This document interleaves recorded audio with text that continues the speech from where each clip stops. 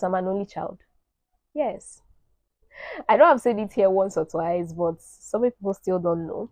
And I didn't become an only child because my parents didn't want more children. They wanted more.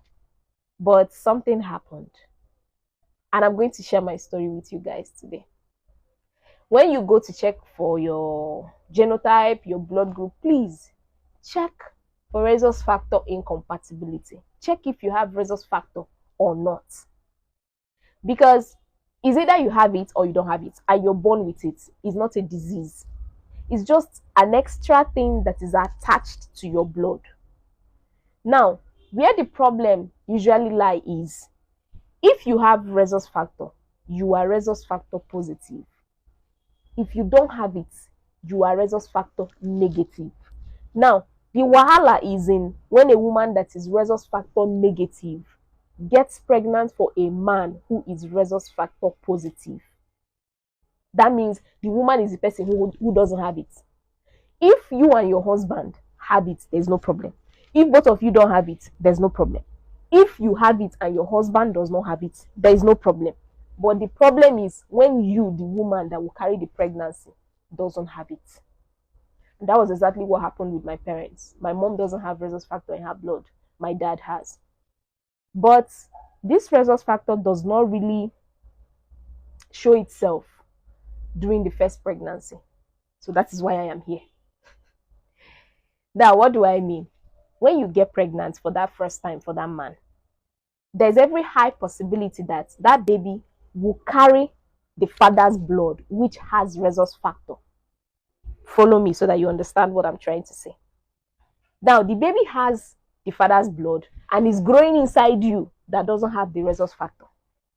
All right? If this baby keeps growing, the baby is going to be exchanging things with you. And your blood will now notice that this baby has something that we don't have. This is a foreign something.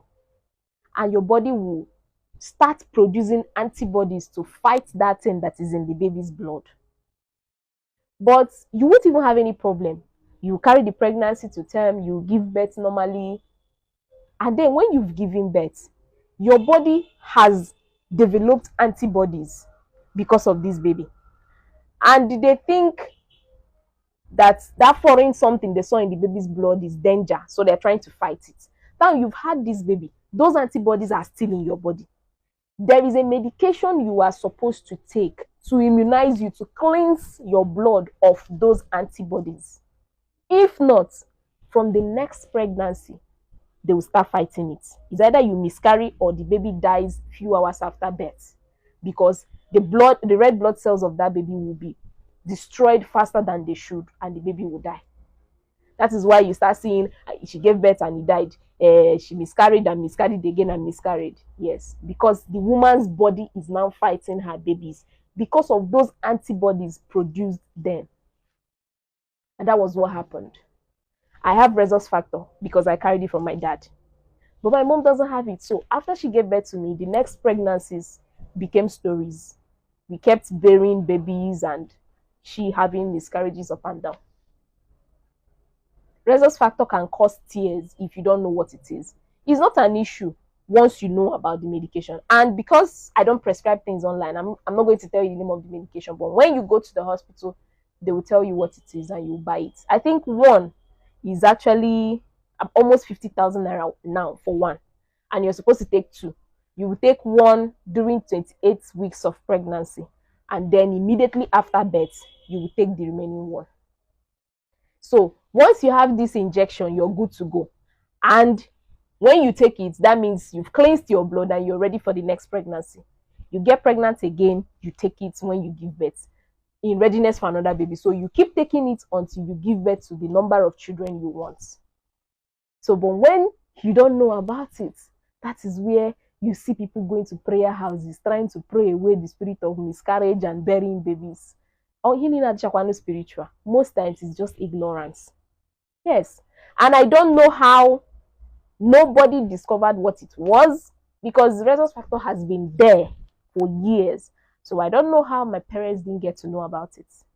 It was even when I became a nurse that I got to know what it was, and then I traced it And I found out that that was what happened. By then, it was late. My father was already long gone. So don't fall into that trap that my parents fell into. Know what it is now. Women are getting aware of it every day by day. When they come to give birth, they come with their injection. They will even be the one that will tell you, no, I came with my injection. Once they give birth, you give it to them and you go home safe and sound. So rhesus factor is small, but it can cause a lot of havoc. So know what it is. It will stop you from getting married to who you want to get married to. It's not like genotype that is an issue in getting married. No, it doesn't matter. If your husband have it and you don't have it, no problem. You can get married. But just keep your money handy to buy the injection. Once you get pregnant, go and buy it and keep. 28 weeks, you take the first dose. After birth, within 72 hours, you take the second dose. Check it out.